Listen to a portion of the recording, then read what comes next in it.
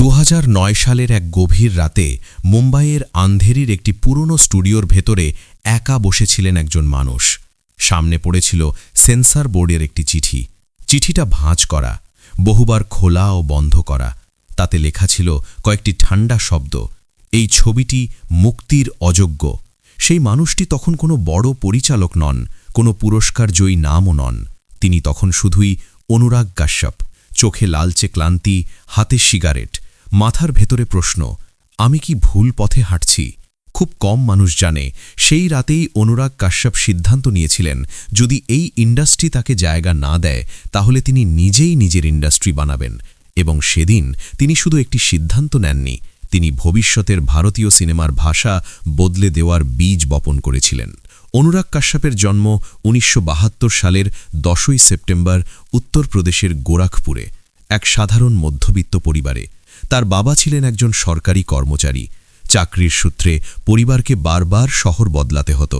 এই ঘন ঘন জায়গা বদলানো অনুরাগের ভেতরে খুব অল্প বয়সেই এক ধরনের বিচ্ছিন্নতা তৈরি করে। তিনি কখনোই কোনো জায়গায় দীর্ঘদিনের বন্ধু, শিকড় বা নিরাপত্তা পাননি। পরে তিনি নিজেই বলেছিলেন, আমি কোথাও ফিট করতাম না, স্কুলে না, সমাজে না, পরিবারেও না। এই না ফিট করার অনুভূতি পরবর্তীতে তার সিনেমার কেন্দ্রবিন্দু হয়ে ওঠে। শৈশবেই অনুরাগ দেখেছেন দ্বন্দ্ব।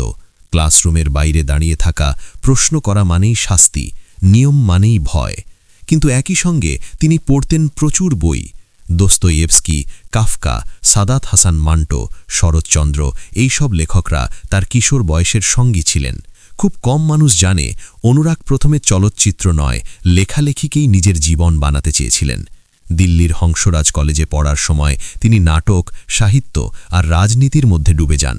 এই সময়ই তার ভেতরে জন্ম নেয় এক তীব্র বিদ্রোহী সত্তা, যা কোনো নিয়ম মানতে চায় না, কোনো কর্তৃত্ব মেনে নিতে চায় না।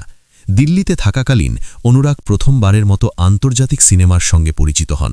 কুরোসাওয়া, স্করসেজি, গদার, তার্কোভাস্কি, এই নামগুলো তার কাছে শুধু পরিচালক ছিলেন না, তারা ছিলেন চিন্তার শিক্ষক। অনুরাগ বুঝতে শুরু করেন, সিনেমা শুধু বিনোদন নয়, সিনেমা প্রতিবাদ হতে পারে, সিনেমা অস্বস্তিকর প্রশ্ন তুলতে পারে। এই উপলব্ধি তাকে মুম্বাই টেনে আনে, স্বপ্নের শহর, যেখানে লক্ষ লক্ষ মানুষ আসে কিন্তু খুব কম মানুষই টিকে থাকে।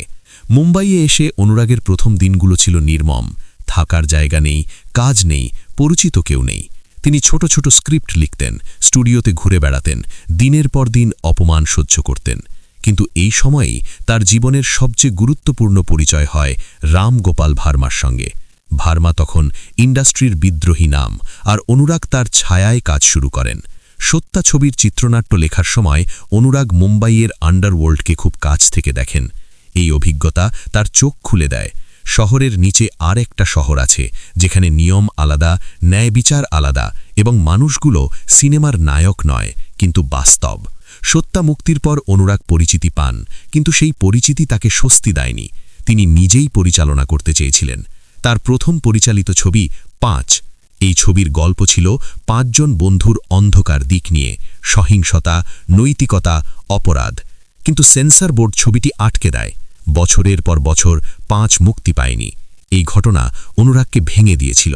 তিনি মানসিকভাবে ভেঙে পড়েন, আর্থিক সংকটে পড়েন, এমনকি আত্মবিশ্বাসও হারাতে বসেন। কিন্তু এখানেই তার চরিত্রের সবচেয়ে গুরুত্বপূর্ণ দিকটা দেখা যায়, তিনি হাল ছাড়েননি। এরপর আসে ব্ল্যাক ফ্রাইডে। ১৯৯৩ সালের মুম্বাই বিস্ফোরণের ওপর নির্মিত এই ছবি ছিল সাহসী, নির্মম এবং রাজনৈতিকভাবে স্পর্শকাতর। ছবিটি আবারও সেন্সরের জালে আটকে যায়। অনুরাগ তখন বুঝে যান সত্য বলার মূল্য দিতে হয়, কিন্তু তিনি এই মূল্য দিতে রাজি ছিলেন। ব্ল্যাক ফ্রাইডে অবশেষে মুক্তি পায় এবং ভারতীয় সিনেমার ইতিহাসে এক নতুন অধ্যায় তৈরি করে। এই ছবি দেখিয়ে দেয় বাস্তবকে ফিল্টার ছাড়া দেখানো সম্ভব। এরপর একে একে আসে নো স্মোকিং, দেবডি, গুলাল, that girl in yellow boots. প্রতিটি ছবি ছিল মূলধারার বিরুদ্ধে একটি ঘোষণা। দেবডি দিয়ে অনুরাগ প্রমাণ করেন ক্লাসিক গল্পকেও নতুনভাবে, কাঁচা ভাষায় বলা যায়। তিনি নায়ককে নায়ক বানান না, তিনি নায়ককে ভাঙেন। তার সিনেমার চরিত্ররা নিখুঁত নয়, তারা আসক্ত, দুর্বল, স্বার্থপর, এবং ঠিক এই কারণেই তারা বাস্তব। অনুরাগ কাশ্যপের জীবনের সবচেয়ে বড় মাইলপথর আসে গ্যাংস অফ ওয়াসিপুরের মাধ্যমে। এই ছবি শুধু একটি সিনেমা ছিল না, এটি ছিল একটি সাংস্কৃতিক ঘটনা।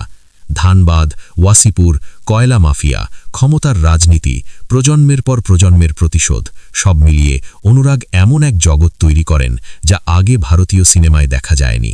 এই ছবির ভাষা, চরিত্র, সংলাপ সবকিছুই রাফ, বাস্তব এবং নিষ্ঠুরভাবে সৎ। এই ছবির পর অনুরাগ কাশ্যপার শুধু পরিচালক নন, তিনি একটি আন্দোলনের নাম হয়ে ওঠেন। তবে সফলতার সঙ্গে সঙ্গে আসে বিতর্ক। অনুরাগ সবসময়ই মুখ খোলেন রাজনীতি নিয়ে, সেন্সরশিপ নিয়ে, শিল্পীর স্বাধীনতা নিয়ে। তিনি বহুবার ক্ষমতাবানদের রোষানলে পড়েছেন। তার ছবি আটকে গেছে, বাজেট বন্ধ হয়েছে, প্রজেক্ট বাতিল হয়েছে। কিন্তু অনুরাগ কখনোই নিজের কণ্ঠস্বর নরম করেননি। তিনি বিশ্বাস করেন, শিল্প যদি প্রশ্ন না তোলে তাহলে তা অর্থহীন। ব্যক্তিগত জীবনেও অনুরাগের জীবন কম ঝড়ঝঞ্ঝার নয়। সম্পর্ক ভেঙেছে, বন্ধুত্ব ভেঙেছে, ভুল সিদ্ধান্ত নিয়েছেন, নিজের ভুল স্বীকারও করেছেন। তিনি নিজেই বলেছেন, আমি ভালো মানুষ নাও হতে পারি, কিন্তু আমি সৎ।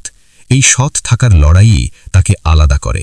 পরবর্তীকালে অনুরাগ শুধু পরিচালক নন, তিনি প্রযোজক হিসেবেও নতুন প্রজন্মের নির্মাতাদের জায়গা করে দিয়েছেন। বিক্রমাদিত্য মতুয়েনে, নীরজ ঘেওয়ান, আনন্দ গান্ধী এইসব নামের পেছনে অনুরাগের ছায়া আছে। তিনি জানেন, একা লড়াই করে ইন্ডাস্ট্রি বদলানো যায় না, প্রজন্ম তৈরি করতে হয়। আজ অনুরাগ কাশ্যপ এমন এক মানুষ যাকে ভালোবাসা ও ঘৃণা দুইই করা হয়। কেউ বলেন তিনি অহংকারী, কেউ বলেন তিনি সাহসী, কিন্তু কেউ অস্বীকার করতে পারে না তিনি ভারতীয় সিনেমাকে নতুন ভাষা দিয়েছেন। তিনি দেখিয়েছেন, সিনেমা শুধু পালিশ করা স্বপ্ন নয়, সিনেমা কাদামাখা বাস্তব হতে পারে। যে মানুষটি এক রাতে স্টুডিওতে বসে ভেঙে পড়েছিলেন, আজ তিনি জানেন সেই ব্যথাই তার শক্তি। অনুরাগ কাশ্যপ কোনো নায়ক নন, কোনো সাধু নন, তিনি একজন লড়াকু আর্টিস্ট যিনি হার মানতে শেখেননি। আর ঠিক এই কারণেই তার গল্প শুধু একজন পরিচালকের গল্প নয়, এটি সেই সমস্ত মানুষের গল্প যারা নিয়ম ভেঙে নিজের পথ বানাতে চায়।